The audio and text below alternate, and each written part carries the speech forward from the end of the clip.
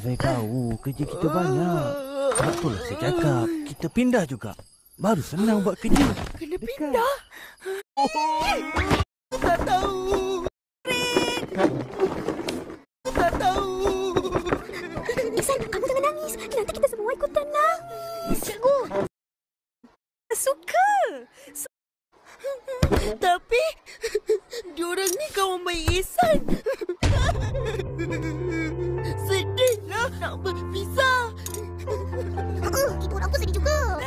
Ihsan, pindah tu bukan bermakna korang tak boleh berkawan lagi. Ihsan, nanti boleh kenal kan kawan-kawan baru? Yalah. Betul. Dah, jangan sedih. Tak payah risau, Mak. Yelah, kawan-kawan datang rumah ya. Tolong kemas barang-barang aku. 2, 3 ubi kentang. Semua mesti datang.